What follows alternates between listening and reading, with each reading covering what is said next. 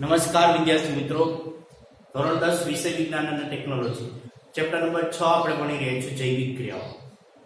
એમાં આપણે અધૂરો ટોપિક એટલે કે પોષણના પ્રકાર સ્વયંપોષી અને વિષમપોષી વિશેની આપણે માહિતી જોઈ છે.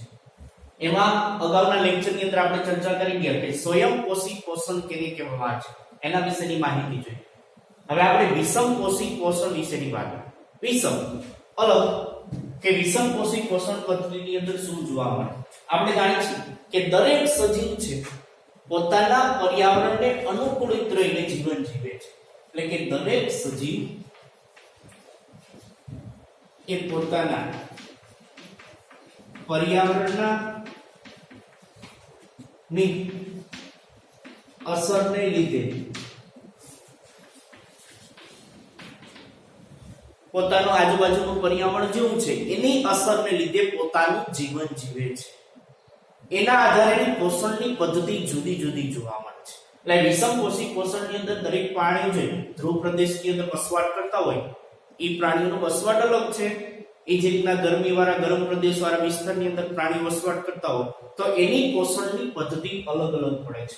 તો એ પોષણની પદ્ધતિ એ કઈ રીતના અલગ પાડી શકે છે તો પહેલા જોઈએ તો એક આહારની પ્રાપ્યતા.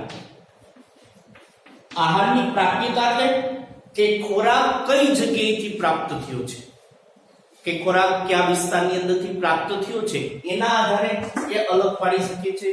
બીજું વાત કરીએ તો આહારના સ્વરૂપ કે ખોરાક છે એ ખોરાક જટિલ સ્વરૂપમાં છે, સરળ સ્વરૂપમાં પ્રાપ્ત થઈ છે, એના આધારે પોષણની પદ્ધતિ અલગ કરી શકે છે. ત્રીજું વાત કરીએ કે આહાર છે ખોરાક ની ગ્રહણ કરવાની ની રીત, એટલે કે ખોરાક કઈ રીતના ગ્રહણ કરે છે એના આધારે આ બધા જ કે આહારની પ્રાપ્યતા કઈ જગ્યાએથી પ્રાપ્ત કરે છે, આહારના સ્વરૂપને આધારે જટિલ સ્વરૂપમાં, સરળ સ્વરૂપમાં, ખોરાક ગ્રહણ કરવાની રીતને આધારે એ દરેકના એ પોષણ પદ્ધતિ અલગ કરી શકાય છે.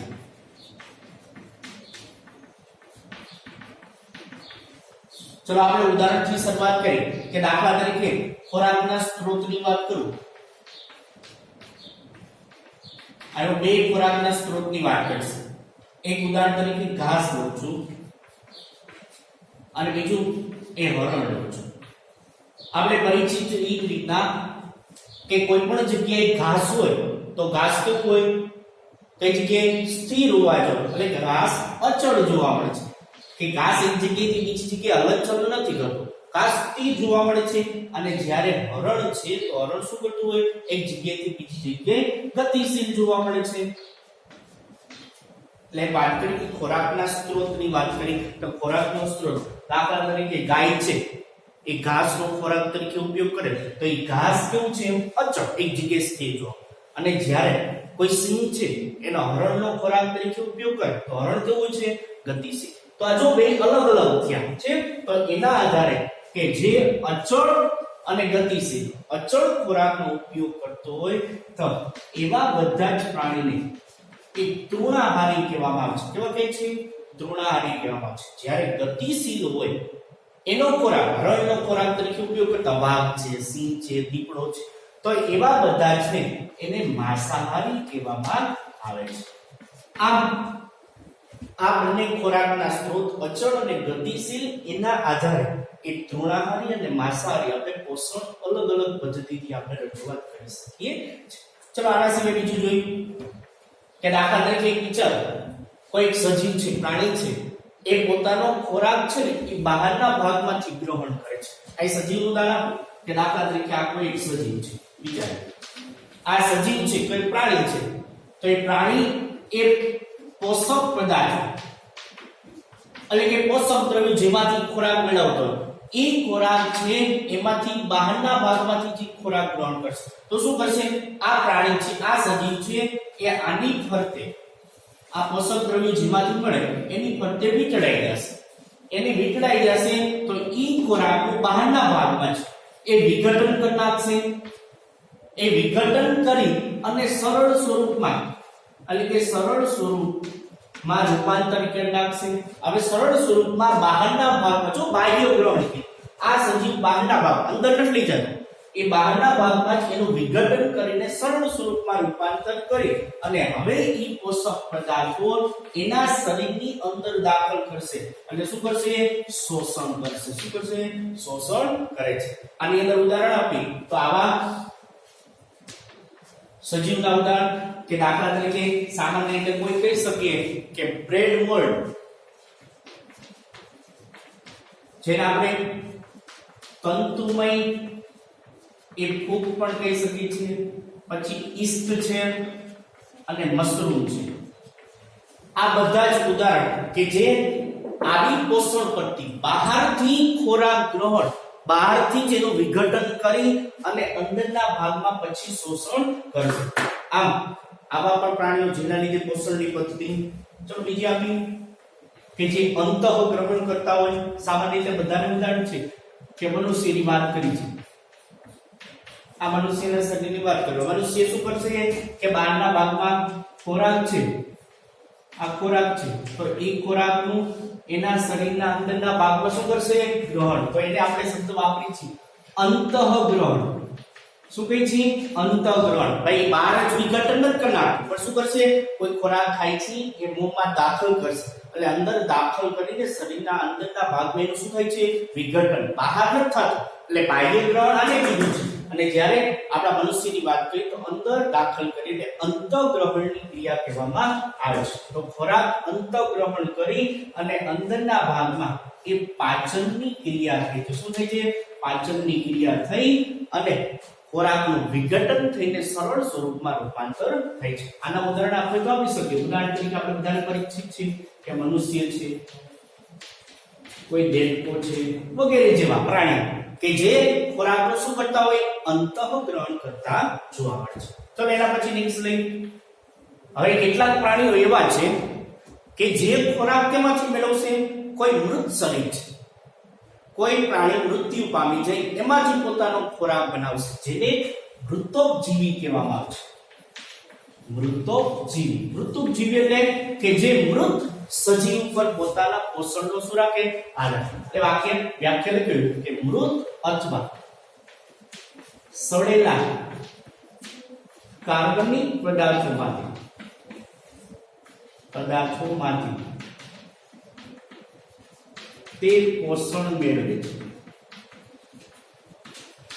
તેને મૃતોપજીવી એ પોષણ પદ્ધતિ કહેવામાં આવે છે. આના ઉદાહરણ આપણે તો કહી શકીએ. ઉદાહરણ તરીકે ફૂગ છે પછી બેક્ટેરિયા છે વગેરે એવા સૂક્ષ્મજીવો છે જે મૃત્યુ થઈ જશે કોઈ પણ પ્રાણી એના શરીરની માંથી એક ખોરાક એટલે કે પોષણ મેળવશે. ઉદાહરણ તરીકે ફૂગ અને બેક્ટેરિયાની વાત કરીએ. હવે આપણે વાત કરશું કેટલાક પ્રાણીઓ એવા હોય છે કે જે બીજા પ્રાણીને નુકસાન ન કરે બીજા પ્રાણીને મારીને જ ખોરાક ન મળે. તો એવા કેટલાક પ્રાણીઓ છે કે જે બીજાના શરીરની અંદર અથવા બહાર કે જે મૃત્યુ ન પામે છતાં પણ એમાંથી પોષણ મેળવશે જેને પરોપજીવી કહેવામાં આવે છે. શું કહીશું પરોપજીવી કહેવામાં આવે છે. આ પરોપજીવી શું કરશે કે પોષણ મેળવવા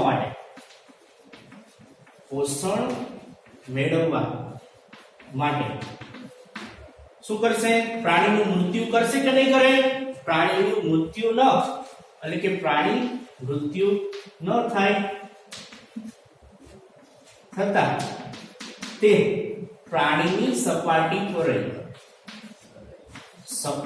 પર રહી પોષણ મેળવે છે. એટલે કોઈ પ્રાણીને મારી ન નાખે એ મૃત્યુ ન થાય છતાં એમાંથી પોષણ મેળવશે. ઉદાહરણ તરીકે વાત કરીએ એવા કયા પ્રાણીઓ છે. ઉદાહરણ તરીકે વાત કરીએ ઈતરડી. બધા નામ સાંભળ્યું છે ને.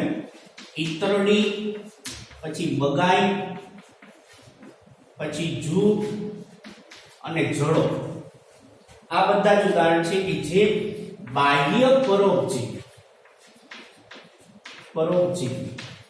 પરોપજીવીની અંદર બાહ્ય પરોપજીવી. દાખલા તરીકે બધાને પરિચિત છે કોઈ ગાય હોય ભેંસ હોય બળદ હોય તો બળદની ઉપરની સપાટી હોય ને, કે ભેંસ હોય ઉપરની સપાટી પર બગાઈ હોય, આપણે શબ્દ વાપરીએ છે તો બગાઈ છે ઈતરડી હોય, નાની નાની ઈતરડી હોય છે. તો એમાંથી શું કરશે, એમાંથી ભેંસમાંથીમાં લોહીને ચૂસશે અને ચૂસી અને ખોરાક બનાવશે, પોષણ મેળવશે, જેથી ઈતરડી બગાઈને જૂ. એમાં ભાઈ ભેંસનું મૃત્યુ નથી થતું, છતાં પણ એમાંથી પોષણ મેળવે છે, જેથી પરોપજીવી, અને બહારથી મેળવે છે જેથી એને બાહ્ય પરોપજીવી કહેવામાં આવે છે. નેક્સ્ટ ઉદાહરણ આપી બીજા, તો દાખલા તરીકે પટ્ટીકૃમિ, પટ્ટીકૃમિ, અને બીજું ઉદાહરણ કરમિયું એટલે કરમિયા, બધા નામથી પરિચિત છે. તો આ પટ્ટીકૃમિ અને કરમિયા છે જે અંતઃપરોપજીવી છે, કે જે પ્રાણીઓના અંદરના ભાગમાં, પ્રાણીને મૃત્યુ તો ન થાય, પ્રાણીના અંદરના ભાગમાં જઈ અને શું મેળવશે, પોષણ મેળવશે. તેથી પટ્ટીકૃમિ અને કરમિયા એ અંતઃપરોપજીવી જોવા મળે છે. એના સિવાય ઉદાહરણ આપી તો આર્કિડ અને અમરવેલ, આ બે ઉદાહરણ છે કે જે સંપૂર્ણ પરોપજીવી, આર્કિડ અને અમરવેલ. આમ પરોપજીવી શું કરશે કે પોષણ મેળવવા માટે કોઈ પ્રાણીનું મૃત્યુ નહીં કરે, પણ પ્રાણીની સપાટી ઉપર રહીને જ પોતાનો પોષણ એટલે કે ખોરાક મેળવશે. ઉદાહરણ તરીકે ઈતરડી, બગાઈ, જૂ અને જળો જે બાહ્ય પરોપજીવી છે, પટ્ટીકૃમિ અને કરમિયું એ અંતઃપરોપજીવી અંદરના ભાગમાં, જ્યારે આર્કિડ, અમરવેલ એ સંપૂર્ણ પરોપજીવી જોવા મળે છે. આ પ્રશ્ન, આખો પ્રશ્ન પોષણના પ્રકારો, સ્વયંપોષી પોષણ અને વિષમપોષી પોષણ, આખો પ્રશ્ન 4 માર્કની અંદર પરીક્ષામાં એ પૂછાઈ શકે છે.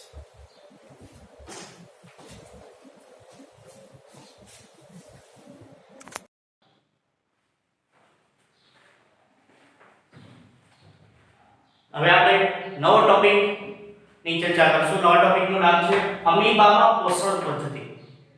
અગાઉ આપણે પોષણના બે પ્રકારો સ્વયંપોષી અને વિષમપોષી ની અંદર આપણે જોયું કે પોષણ એ બધાની અંદર પોષણની પદ્ધતિ જુદી જુદી જોવા મળે છે, કે જે ખોરાક ગ્રહણ કરવાને આધારે કે અંતઃગ્રહણ કરે છે, શરીરના અંદરના ભાગમાં પાચનની ક્રિયા કરશે એટલે ડાઇજેસ્ટ સિસ્ટમ, અને પછી શોષણ કરે, એના આધારે પોષણની પદ્ધતિ એ ભિન્ન જોવા મળે છે. તો આપણે અમીબાની અંદર એ પોષણ પદ્ધતિ કેવી જોવા મળે છે એના વિશેની ચર્ચા કરીએ. આપણે બધા પરિચિત છીએ કે અમીબા એક કોષીય સજીવ છે. એક કોષીય સજીવની અંદર પોષણ પદ્ધતિ જુદી હોય અને બહુકોષીય સજીવની અંદર પોષણ પદ્ધતિ જુદી જુદી જોવા મળે છે. અહીંયા અમીબા બધા જ પરિચિત છે. અમીબાના એક દર્શાવેલી છે આકૃતિ. અમીબાનો આકાર અનિયમિત આકાર જોવા મળે છે. અમીબા એક કોષીય સજીવ છે. તો એની અંદર પોષણની પદ્ધતિ, પોષણ કઈ રીતે મેળવશે એના વિશેની ચર્ચા કરશું. ચલો સૌથી પહેલા આકૃતિમાં ધ્યાનથી જોઈ બધાય. અમીબાની અંદર વચ્ચોવચ્ચ કોષ કેન્દ્ર આવેલું છે. અહીં ખોરાકનો કોણ દર્શાવેલો છે કે અમીબા ખોરાક કઈ રીતના ગ્રહણ કરશે. ટૂંકમાં એ પહેલા દર્શાવી દે, પછી આપણે વિગતવાર ચર્ચા કે અમીબા એ બહારના ભાગમાં રહેલો ખોરાકનો કણ એની તરફ પ્રસરણ કરશે, એટલે કે ખોરાકનો કણ એની જેમ નજીક આવતો જશે તો અમીબાના અનિયમિત આકાર છે. એમાં ખોટા પગો એટલે કે ફૂટપાથ જે હંગામી ધોરણે કાયમી નથી હોતા, પણ ખોરાકને પકડવા માટે, પોતાની તરફ લેવા માટે, પ્રસરણ કરવા માટે એ ખોટા પગોનું હંગામી ધોરણે નિર્માણ કરશે અને એ ખોટા પગ દ્વારા એ ખોરાકના કણને પોતાની તરફ એટલે કોષ રસમાં પ્રસરણ કરશે. આખી સપાટીની ફરતે એટલે આપણે કોષ રસ સ્તર એટલે કોષ રસ પટલ આવેલું છે, જેના દ્વારા એ ખોરાકનો કણ અંદરની તરફ પ્રસરણ પામશે. એ ખોરાકનો કણ અંદર આવ્યો ત્યારે આ રીતના એક કોથળી જેવી રચના છે, જે લાઇસોસોમની રચના કે જે આખી રચનાને અન્નધાની કહેવામાં છે. એમાં ખોરાકનો કણ અંદર પ્રસરણ પામશે કે જેના લીધે એ ખોરાકના કણનું પાચક ઉત્સેચકો દ્વારા પાચન થશે અને પાચન થઈ અને હવે એ ખોરાકનો કણ એ કોષ રસ તરફ પ્રસરણ પામશે. એમ આગળની ક્રિયા જોવા મળશે અને અમીબાને પોષણ મળશે, અમીબાને ઊર્જા પ્રાપ્ત થાય છે. ચલો આ ટૂંકમાં દર્શાવ્યું. હવે આપણે વિગતવાર ચર્ચા કરીએ. અમીબા એકકોષીય સજીવ છે. અમીબા ખોરાક મેળવવાની એટલે કે ખોરાક અંદરની તરફ પ્રસરણ કરવાની, ખોરાક ગ્રહણ કરવાની એ રીતને કોષીય ઘન ભક્ષણ કહેવામાં આવે છે. કે કોષીય ઘન ભક્ષણ કેમ કીધું? કેમ કે પ્રસરણ દ્વારા એ ખોરાક અંદરની તરફ એટલે કે આ કોષરસ પટલ દ્વારા અંદરની તરફ દાખલ કરે છે, જેથી એને કોષીય ઘન ભક્ષણ અથવા કોષીય ભક્ષણ કહેવામાં આવે છે. એક કોષીય સજીવ એ ખોરાક સંપૂર્ણ બાહ્ય સપાટી દ્વારા એ મેળવે છે. એક કોષીય સજીવને કોઈ હાથ કે પગ હોતા નથી, પણ એની સપાટી આ બાહ્ય સપાટી કોષરસ પટલ કીધું એના દ્વારા પ્રસરણ દ્વારા એટલે કે બાહ્ય સપાટી દ્વારા અંદરની તરફ ગ્રહણ કરે છે. અમીબામાં પોષણના એ 5 તબક્કા છે. પહેલા ખોરાકનું અંતઃગ્રહણ, પાચન, શોષણ, પરિપાચન અને મળોત્સર્જન. સૌથી પહેલા જે ખોરાકનું અંતઃગ્રહણ અંદરની તરફ પેટના ગ્રહણ કરશે. અમીબામાં એક ખોરાકના કણની આસપાસ હંગામી ધોરણે એક ખોટા પગનું નિર્માણ થયેલું હોય છે, જે ખોરાકના કણને ઘેરે છે. જો અમીબાની અંદર આ બધા જ દર્શાવેલા ભાગ છે. આ એક ખોટા પગનું નિર્માણ કાયમી નહીં, પણ ખોરાકના કણને ઘેરવા માટે એટલે કે ખોરાકના કણને ઘેરી લીધો એની તરફ લેવા માટે એના માટે ખોટા પગ એટલે કે ફૂટપાથનું નિર્માણ કરશે. ત્યારબાદ આ ખોરાકના કણને એ લાઇસોસોમ સાથે એક કોથળીમાં એ દાખલ કરે છે, જેને અન્નધાની કહેવામાં આવે છે. હવે જો આ ખોરાકનો કણ અંદરની તરફ આવ્યો, અંદરની તરફ અને એ ખોરાકના કણને લાઇસોસોમ સાથે બધાને યાદ છે, નવમા ધોરણમાં ભણી ગયા. લાઇસોસોમ એક આત્મઘાતક કોથળી જે પાચન ઉત્સેચકો દ્વારા પાચનની ક્રિયા કરતો. તો આમ લાઇસોસોમ દ્વારા આ કોથળી જેને અન્નધાની કહેવામાં આવે છે. હવે ખોરાક અંદરની તરફ લઈ લીધો આ લાઇસોસોમની કોથળીમાં અન્નધાનીની અંદર. હવે અન્નધાનીમાં રહેલા પાચક ઉત્સેચકો દ્વારા આ જટિલ સ્વરૂપના ખોરાકનું સરળ સ્વરૂપમાં રૂપાંતર થશે અને એમાંથી અમીબા ઊર્જા મેળવશે. એટલે જોઈએ હવે પાચનની ક્રિયા. આ લાઇસોસોમ એ જટિલ ખોરાકના કણનું એ સરળ સ્વરૂપમાં રૂપાંતર કરશે. એ લાઇસોસોમનું કાર્ય હજી એક વખત આત્મઘાતક કોથળી જે પાચક ઉત્સેચકો દ્વારા એક જટિલ ખોરાક એ ખોરાકનું કણ લીધો તો એ જટિલ ખોરાકનું સરળ સ્વરૂપમાં રૂપાંતર કરી અને અમીબામાં ઊર્જા મળી એ રીતના એ સરળ સ્વરૂપમાં રૂપાંતર કરશે. પાચન. હવે વાત થઈ શોષણની વાત. હવે થાશે શું? આયા ખોરાક પાચન થયો. એ પાચન થયેલો ખોરાક હવે કેની તરફ? આ કોષ રસ તરફ એ પ્રસરણ પામશે. જોઈ શોષણ એટલે કે કોથળીમાંથી પાચિત થયેલો ખોરાક એ પ્રસરણની ક્રિયા દરમિયાન એક કોષ રસમાં સીધો દાખલ થાય છે. આ અન્નધાનીમાં એટલે કે લાઇસોસોમની કોથળીમાં એ પાચન થયેલો ખોરાક હવે સીધો આખો ભાગ છે, આખો કેન્દ્ર, આખો રસ એની અંદરના ભાગમાં એક પ્રસરણ દ્વારા દાખલ થશે.